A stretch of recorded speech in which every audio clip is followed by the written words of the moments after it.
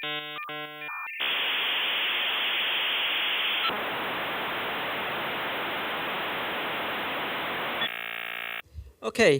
so welcome everybody here in the room.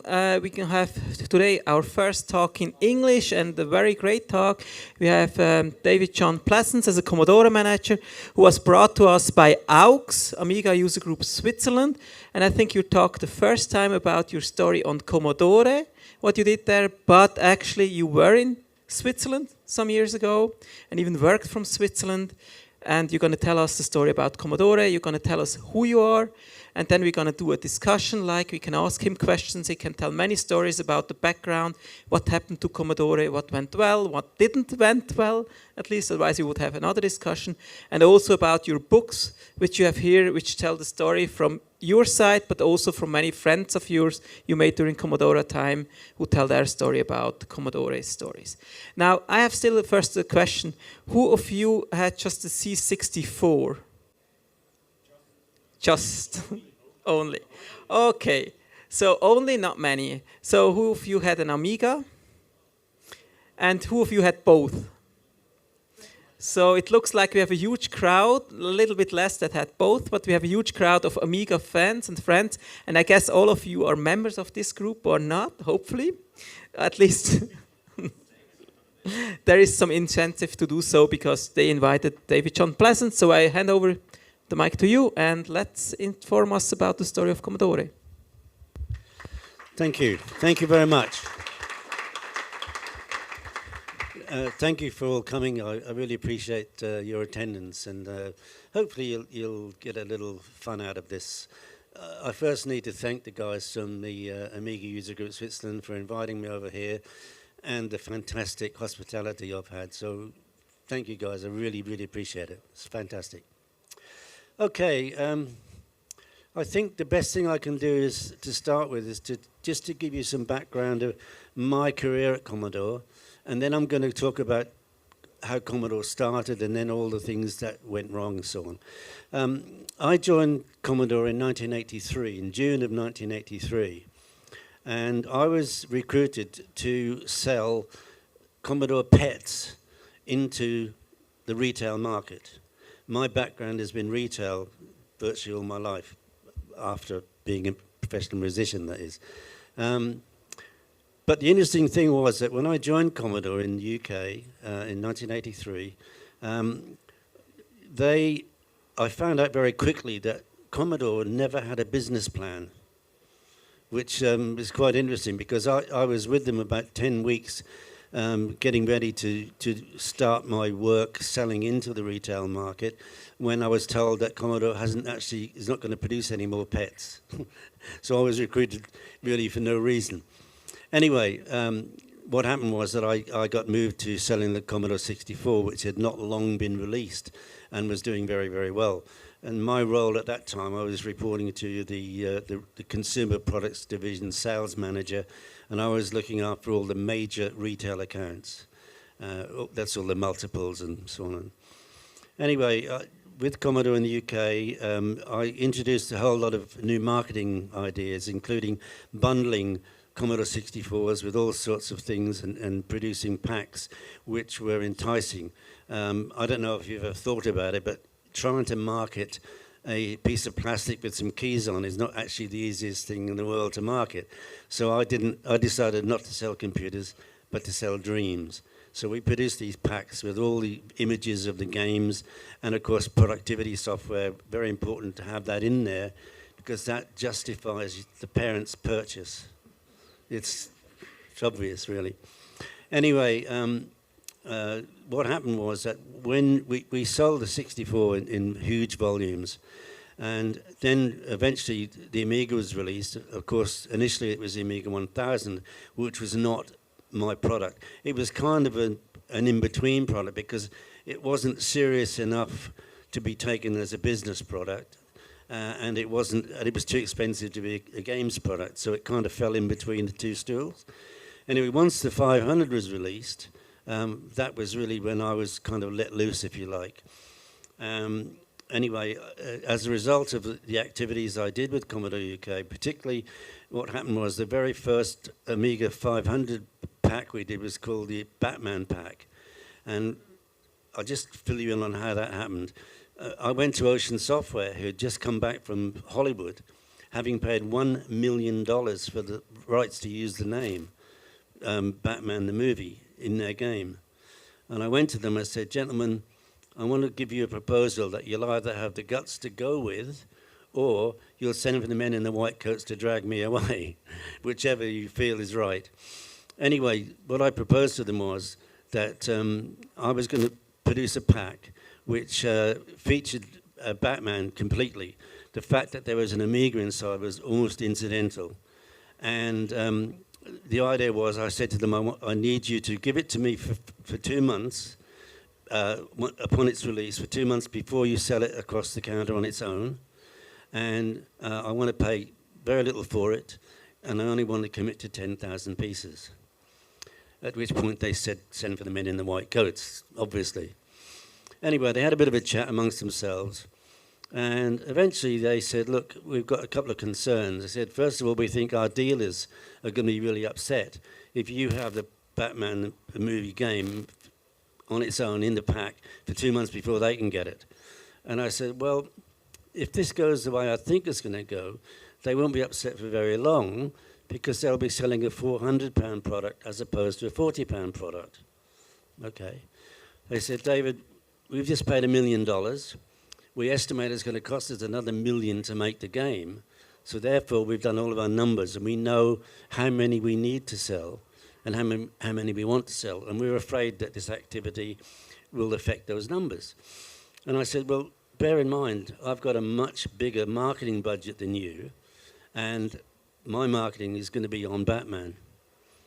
And anyway, the net result was exactly as I predicted. The dealers were only upset for a couple of days, because then the Batman pack started to sell. They did 5 times their highest estimate of sales, so they were very pleased. And I didn't take 10,000 pieces from them. I took 186,000 pieces, because that's how many Amiga 500s we sold in 12 weeks. It's an amazing story. But anyway, as a result of that, I got made sales and marketing director in the UK. And then there was a vacancy came up for Commodore Electronics Limited, based in Basel in Switzerland, which was the holding company for the whole group of Commodore. And I applied for that job and was given that job pretty well straight away. And that was, for me, that was kind of my dream job, because it meant I was looking after 35 countries, the countries where Commodore did not have an operating subsidiary. So I was operating it in all the Middle East. Finland was one of my countries, Turkey, India, and it meant I was traveling all the time, which I love to do anyway. And I don't know if you know this, but there are 2 types of salespeople. There are hunters and there are farmers. I'm a hunter. I'm not a farmer.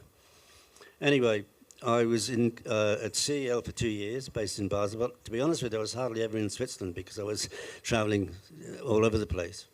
I never sold into Switzerland, by the way. It had its own operating subsidiary.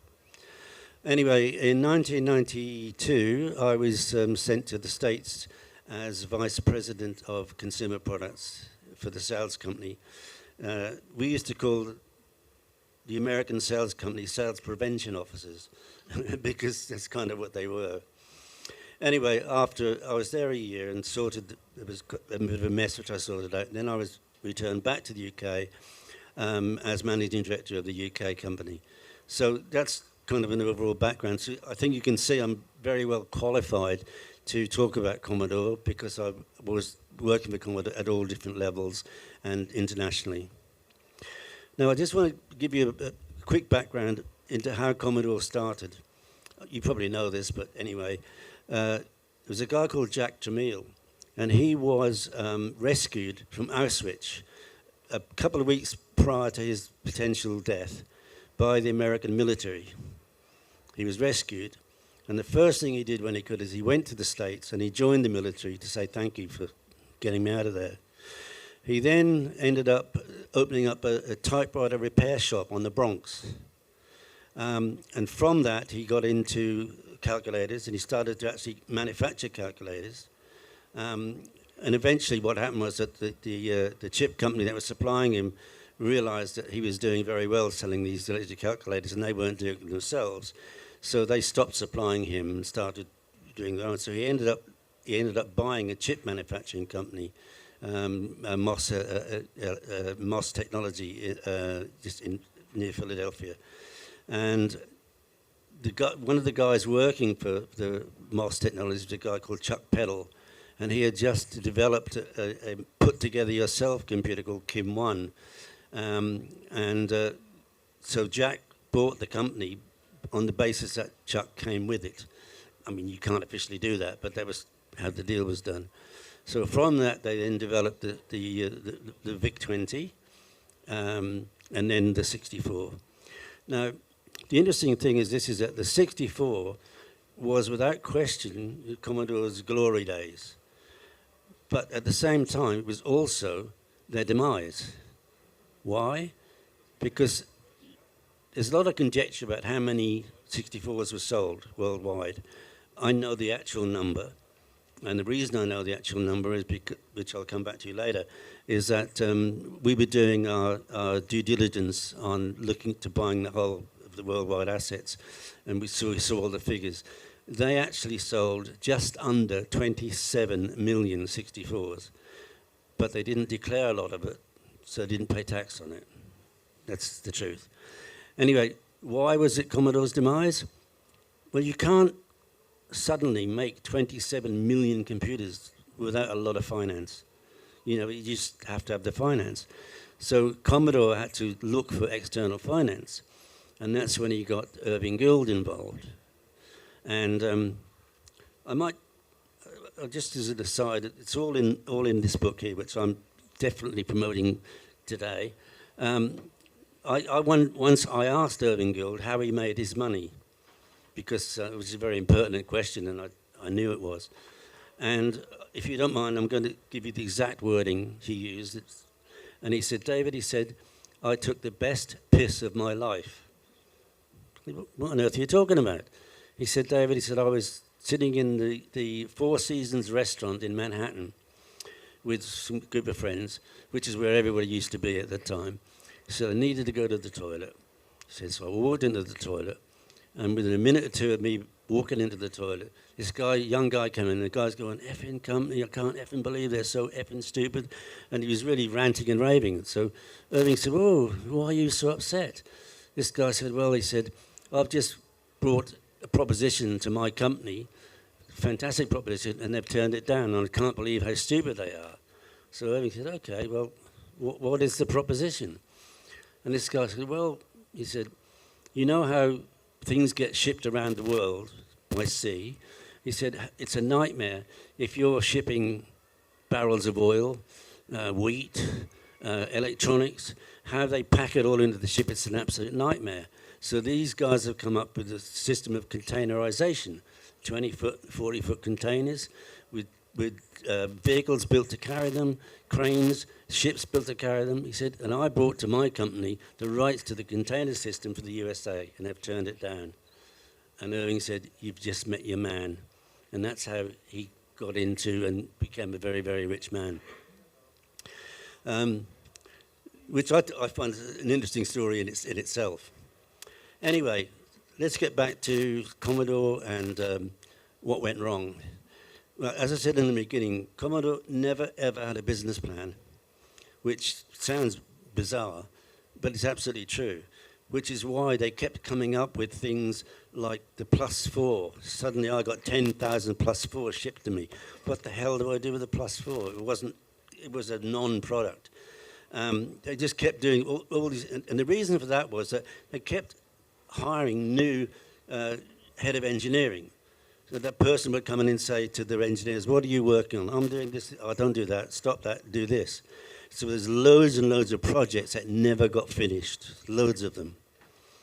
And so that in itself is a big no-no for a company to not have a business plan. Do you know, they never once came to us and said, what does the market need? What product do you need? What price point do you have to meet? Never, ever once, which is kind of crazy. The other reason why Commodore inevitably went bankrupt is that they never, ever had external auditing. Now, what does that mean? Well, let me give you an example. The general manager of Commodore Netherlands, a guy called Bernard van Tienen, he's passed away now, so I don't mind talking about him. He used to, every general manager's meeting, he used to brag that he had not met his target, he had not met his figure, so he would invent invoices, put product on a truck and send it on a journey for 4 days, so it was out of the quarter and then back in again at the next quarter. So he's recording it as sales, collecting his bonus and his commission, but the sales were never there, and the money was never in the bank. So Commodore's looking at it and saying, we've got this, it wasn't there. I'll give you another example of how bad that is, and that was when I went to America. I know I'm jumping ahead, but it's important. When I went to America in 1992, January of 92, I couldn't understand. Commodore was not selling anything to anybody. So I called my team and I said, why aren't you selling anything? And they said, oh, we're not allowed to sell into the retailers. What do you mean you're not allowed to? We're not allowed to. Why? We don't know. So I said, well, I've got to get to the bottom of this. So that I made appointments to see all the retailers. The very first appointment I made was with Sears in Chicago. I can remember it like it was yesterday. I was on the 12th floor of their tower building. And I sat down with my rep, Steve, and there was, I think, 10 people from Sears around this boardroom table.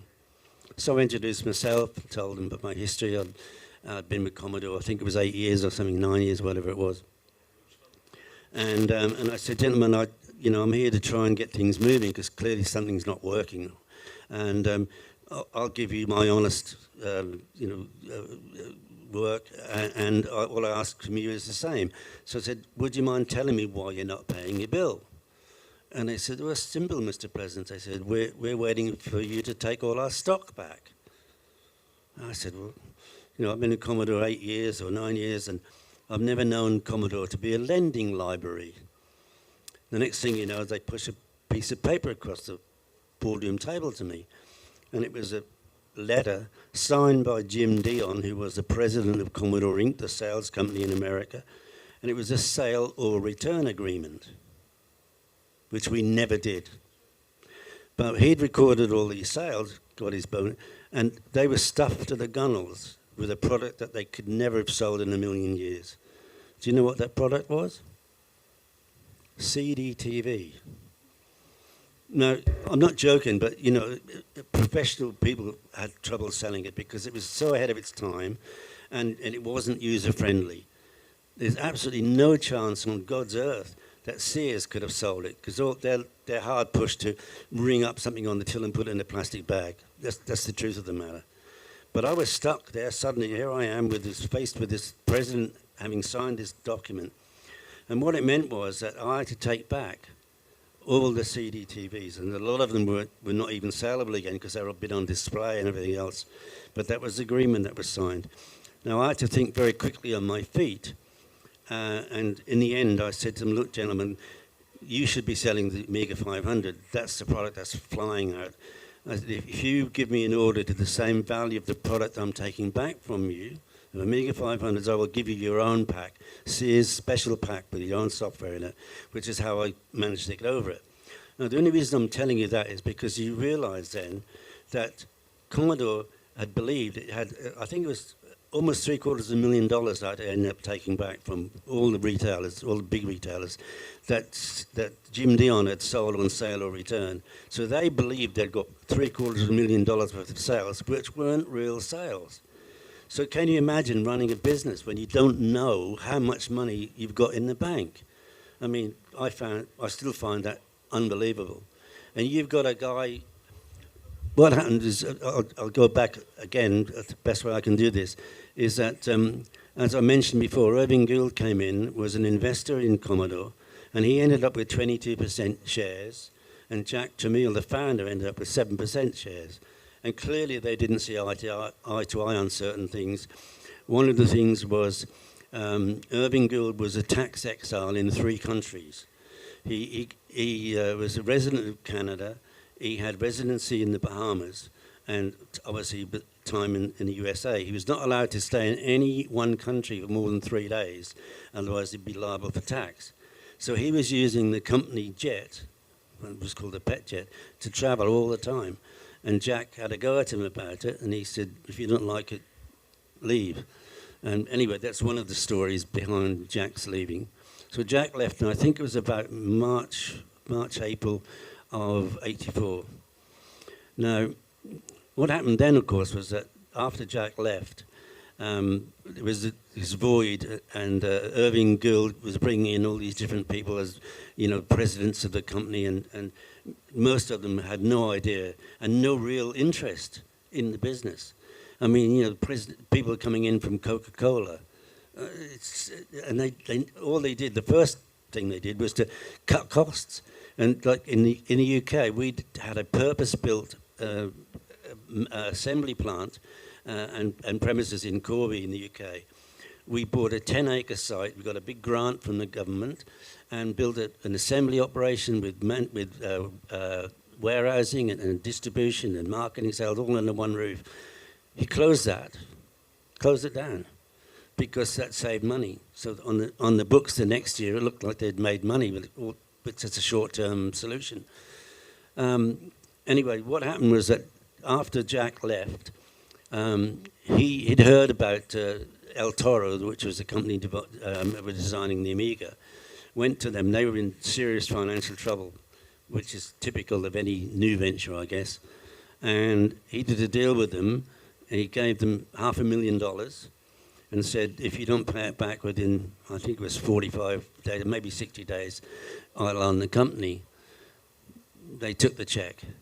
He then went and bought Atari. And he bought Atari for $1 because they were in so much debt. He was supposed to pay the debt, but you never do when you buy these sort of companies. So there he thought he'd got the Amiga and he'd got Atari to sell the Amiga.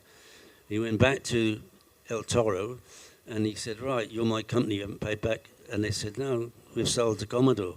How can you do that? And they gave him his check back. They never, ever cashed his check. And as I understand it, I could be wrong, but as I understand it, that check is on the wall in Leonard Tramiel, Jack's son's office. That check is up there as a memento of what might have been. Anyway, so let's talk about the real downside. We had this guy come in called Mehdi Ali. The best way I can describe him was that he was a Pakistani Danny DeVito. If you can picture Danny DeVito with the Pakistani image, that was Mehdi. And Mehdi was one of these people that, well, his cigar was bigger than him, I'll put it that way. And he had no desire to try to understand the business, no desire whatsoever. And he made decisions, and his hiring ability was abysmal. For example, when I went to America in 1992, the first thing I did was to walk into engineering, because I know without the engineers we haven't got a business. So we had 7 Amiga engineers, who I think between them had 3 or 4 junior engineers working for them. We had 40 PC engineers in 1992, and nobody in their right minds would make their own bloody PCs. It didn't make any sense whatsoever. The reason why we had 40 PC engineers was that Mehdi had just recruited a new head of engineering, a guy called Bill Sidness, who'd come from IBM, and his claim to fame was the PC Junior, which is considered the biggest flop in world history. And he'd given 40 jobs to his mates. I mean, that's an example of how Commodore was mishandled. Same thing, at the same time, Mehdi hired a head of manufacturing. I don't even know this guy's name. He hired this guy, head of manufacturing, who said, CD32 will manufacture in the Philippines. And I thought to myself, the Philippines, we are not selling anything into the Far East. Nothing. Why in your right mind would you have a manufacturing facility that was 5 or 6 weeks by sea from your core business? It didn't make any sense. Anyway, we found out why. this guy wanted us in the Philippines because the company he was working for before was based in the Philippines, and he had a mistress there. That was the whole reason why we built the manufacturing plant in the Philippines. I mean, these are things that, they're all in the book, but they're almost unbelievable, but they're true. Now, also in the book, to be honest with you, I'd never considered myself to be any kind of an author. I really wasn't. But when I came back into the industry, which is really in 2015, when there was an Amiga 30 event held, first one was in Amsterdam, and then a couple of months later in Germany, and I was invited to be a speaker, and I had no idea why, because it had been all those years since I'd left the company. Anyway, I realized then that I started to tell the stories to people, and they all said to me, you should write it down, it's interesting. I said, oh, no way, no way.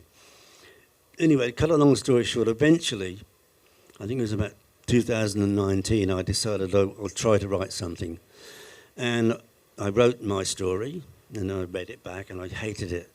I thought, this is more like a story about David Pleasance than it is about Commodore. And then I thought, well, actually, it can't be anything else, because this is through my ears and my eyes. But for me, it wasn't enough. I wanted to give the whole picture. So I invited contributions from people like Dave Haney, who was one of the engineers there. People like R.J. Michael was one of the designers of the Amiga. Beth Richards, she was an engineer that was working on the CD32, product for the A1200. And all people, Peter Kittle from Commodore Germany, and they've all written chapters, and I didn't change one word from their chapters. So this book has got all their versions of what was happening and why it was happening. So it's a very fulfilling and genuine read, why it's called The Inside Story, because it truly is that. And there are lots of things that you won't believe. I'll give you one more example. What I'm trying to do is to whet your appetite to buy the book. I'll give you one more example, right? Signosis software asked me if I would take Mehdi Ali to them. They wanted to talk to him. Now, bear in mind that I had got development kits for the CD32 into all the major software publishers in the UK. Not outside of the UK, but they were the major ones, and they were all developing games specifically for the CD32. So anyway, Signosis said, can you bring Mehdi up? I said, I'll try. So I dragged him up there to Liverpool, kicking and screaming. And the mental block, just bear with me a second. Ian Hetherington, sorry, I just couldn't remember his name for a second. Ian Hetherington was their technical co-managing director. And he said to Mehdi, look, he said, I've been working on your development kit for the CD32. And I just want to say, if you do this little tweak, and you do that, and you do this, and you do that, the other, you'll have a much, much better product. Now, most people would have said, look, I'm not a technical person, and you're talking to the wrong person. How about I get Dave Haney or one of the engineers to call you, and we'll talk it through. Mehdi didn't do that. He got the hump. He thought he was being talked down to. And anyway, cut a long story short, I had to drag him out. It was really bad. The net result is that not long after that, Signosis got bought by Sony, and Ian Hetherington became head of PlayStation Europe. And he was offering us the technology free. And Mehdi turned it down because of his attitude. I mean, his ignorance, really. Awful. I mean, it's absolutely 100% true story. So you can see why, in a way, it was destined to happen, things that went wrong with Commodore. One of the little snippets that you might find interesting is that Commodore UK were the strongest business. We never did sale or return or anything like that. And that is why when after the parent company went bankrupt, we kept trading for 14 months. Every time one of the subsidiaries went under, we got their stock and carried on trading. Colin Proudfoot was my co-MD, the financial heart of Commodore, and we tried worldwide buyout. of Commodore. It's another story which I won't bore you with. But anyway, in terms of there was an IP that was shared between Commodore UK and Commodore Netherlands. I'm not sure what it was, something insignificant. But the liquidator of Commodore Holland asked us to go over and just decide how we were going to handle this particular thing. And while we were there, he said, oh, by the way, guys, have a look at this. And he slid a piece of paper to us. And it was an expense claim from Bernard Van Tienen. And it was for an establishment called Yab Yum, which apparently was the most high-profile brothel in Amsterdam. And it was an invoice for $275,000 they'd put through the company. So why did Commodore go bankrupt? Work it out for yourselves.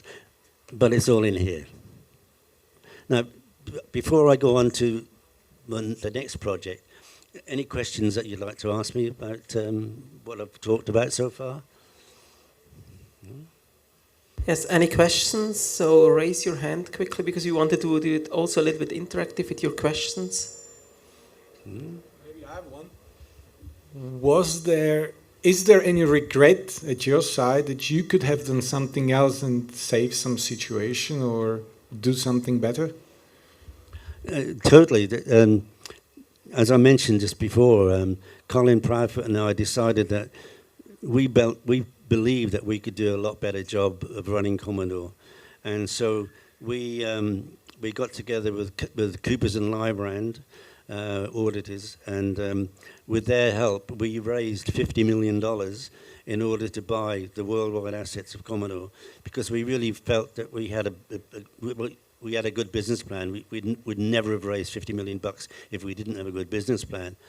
But what happened was that we got cheated out of it, because 50% of our investment came from a Chinese manufacturing company called New Star Electronics, who up until that time, they had been illegally manufacturing and selling Sega and Nintendo products into China.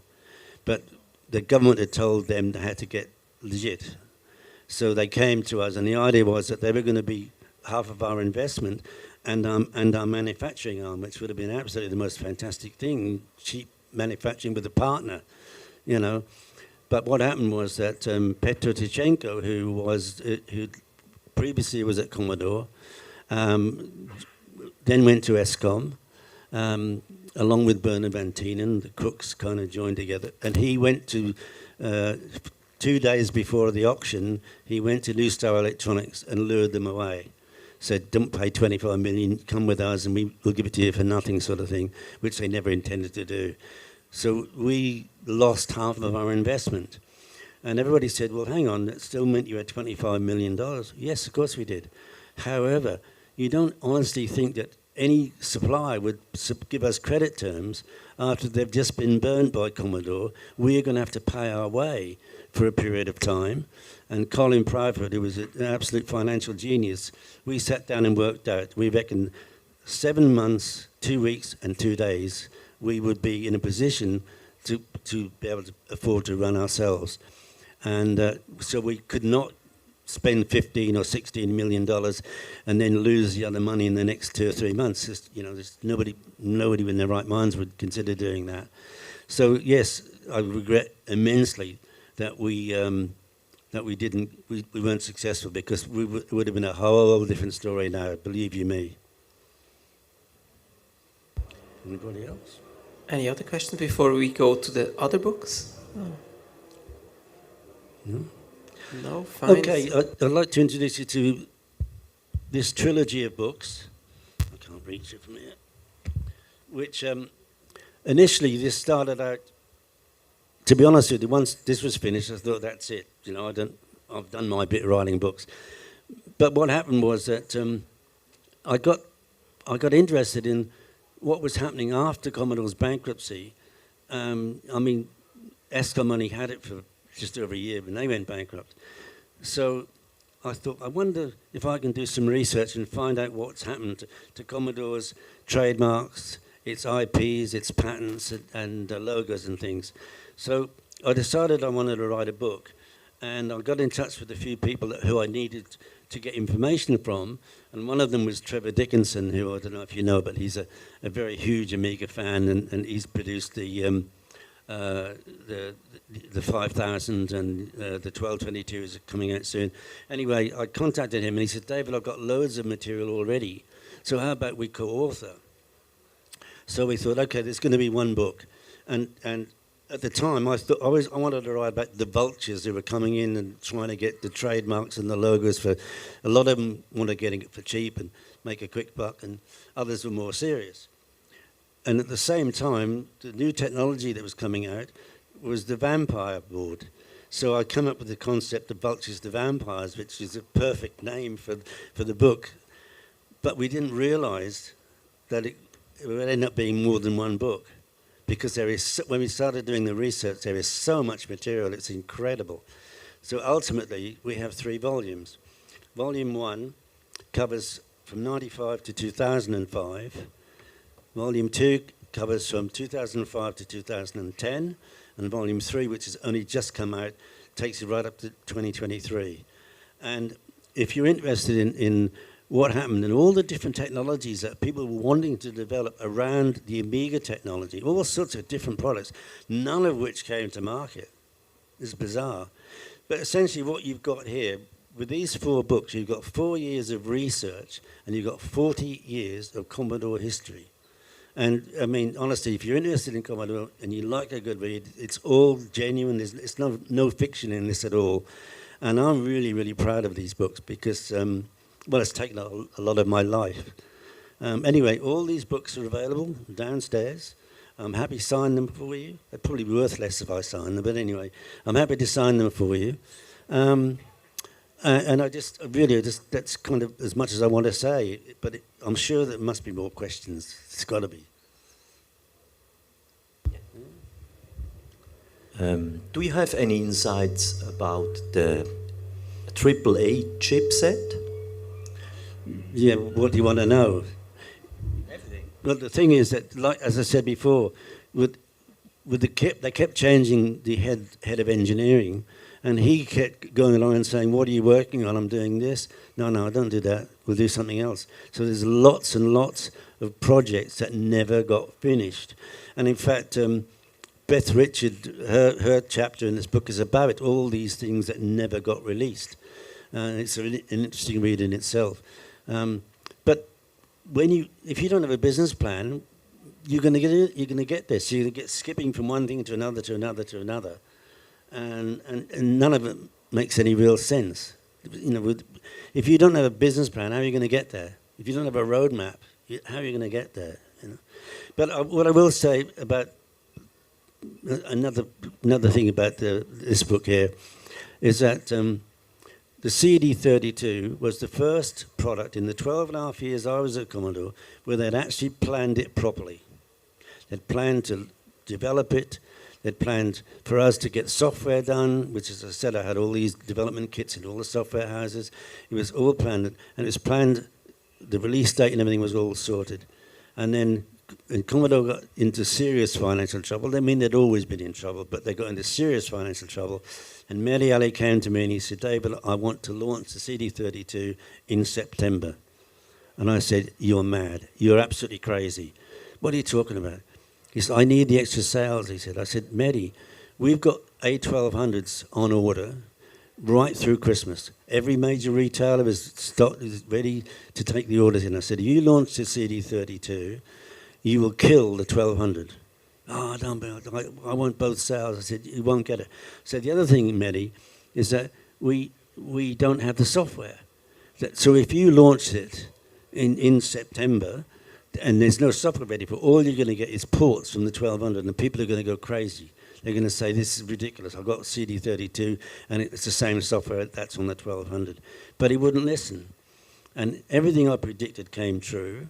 Although we did the worldwide launch, we launched CD32 from the Science Museum in London. Fabulous launch.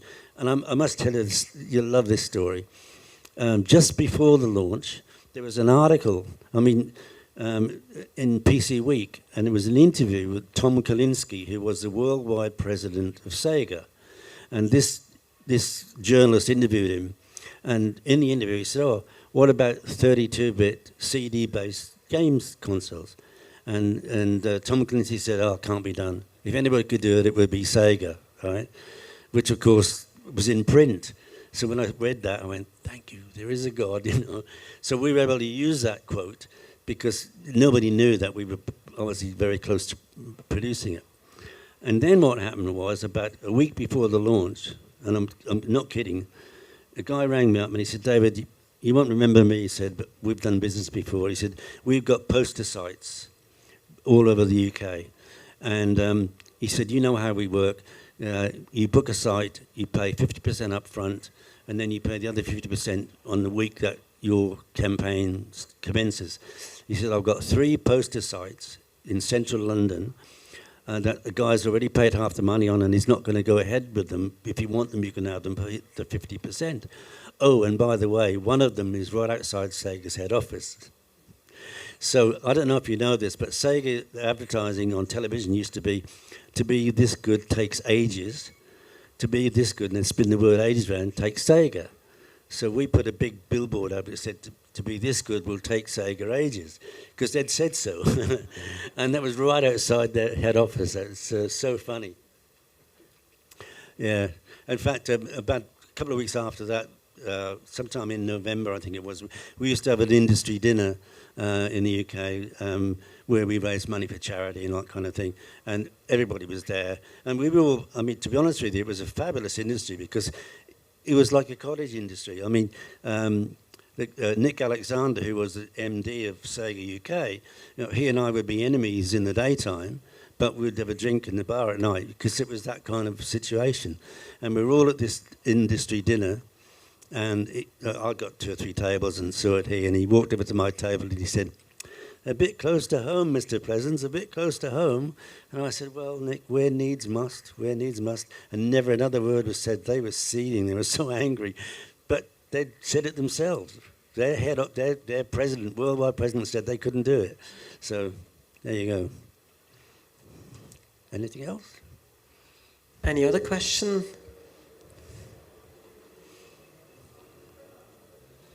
Yeah.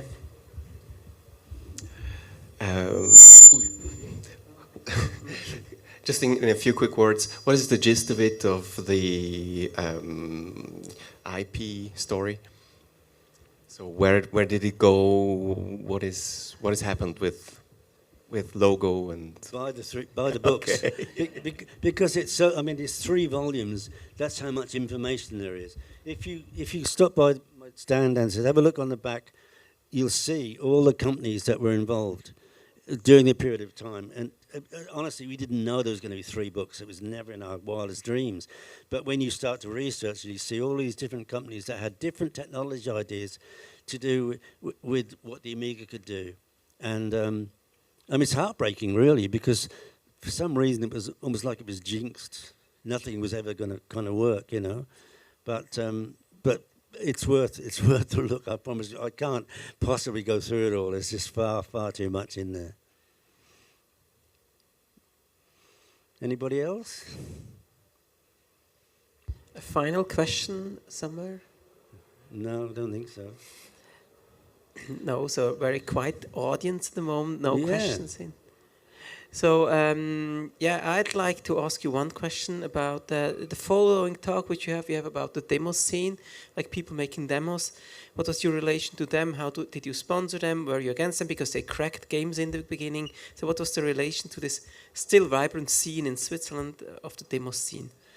Yeah, well, that's a very good question, actually, because my claim to fame is, if anything, is that I was the very first hardware company to join FAST, the Federation Against Software Theft. And so a lot of people said to me, when as I explained, I joined to sell the Commodore PET, and then I got involved in the 64. And what happened was that one of my customers, it was a company called Spectrum Distributions, nothing to do with Spectrum Computers, just what their name was. And the managing director of that company came to me in, I think it was November of 83, and he said, "David," he said, I've got my flight and my hotel booked for the Las Vegas, the Winter CES in Las Vegas in January. He said, no, I can't go. He said, I forgot that he owned a place in Marbella. And he said, I promised my family I was going to take them. He said, would you like my ticket and my hotel? Because it's all paid for. So I immediately went to my boss, to the managing director of Commodore at that time, and asked permission because I obviously wouldn't do anything. Anyway, the bottom line is I went to Las Vegas in January of 84. And the reason I'm mentioning this is because I was staying in a hotel where a lot of the software companies from the UK, who I didn't know, were all there. And they were kind of jibing me at the first breakfast. And they were saying, oh, you're soon going to get your comeuppance. So what are you talking about? They said, oh, Commodore, you're a faceless company and you get involved with this, but you're all going to regret that, Luke. I said, why? And they said, because MSX is coming, and the Japanese, they know how to do things. And I said, okay. I said, but you know they're going to fail, don't you? And what are you talking about? I said, MSX is going to fail. And they said, we don't know what you're talking about. I said, okay, look at it from this point of view. I said, let's say you are Dixon's, who have, the biggest group of retail shops. I said, they're going to look at MSX and they are going to say, right, as I know it, there were 15 MSX companies, Toshiba and Pioneer and et al. I said, and Sony, I said, if you look at Dixon's, they will probably range 5 MSX. They'll probably range Sony and maybe Pioneer, their own brand, say Sure, whatever. They'll range maybe 5. Now, all of these guys are selling the same spec product at £149. I said, but they won't all get ranged. There'll be 2 or 3 of these brands that will not get ranged. Do you think they're going to go away? Of course they're not. The first thing they're going to do is say, come back and say, look, you won't range me at £149. How about £129? Or how about £99? They're not going to go away because they can't afford to. So that immediately disrupts the market. You can't sell the same product that everybody's selling at different prices. But and that all came true, of course, but what I didn't know was that MSX was actually going to be incompatible. There was loads of incompatibilities between the MSX brands, which added to their demise.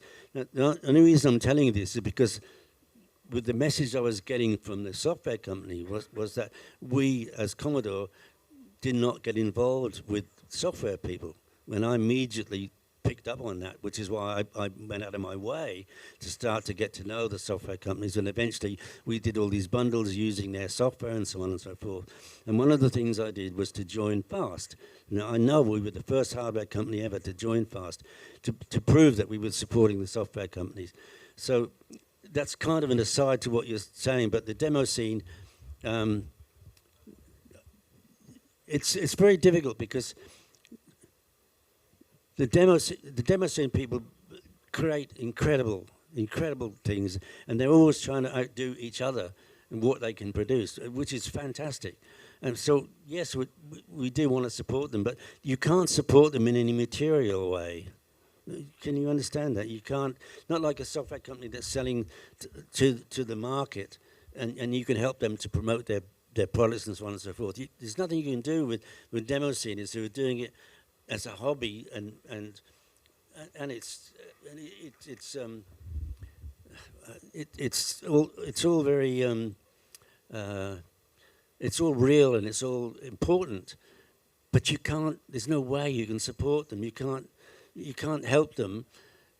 That's a mutual benefit, and everything that you do in life's got to be collaborative. It's got to be win-win-win. You have to do that. So I hope that answers your question. I agree with them and I support them, but not in any financial sense.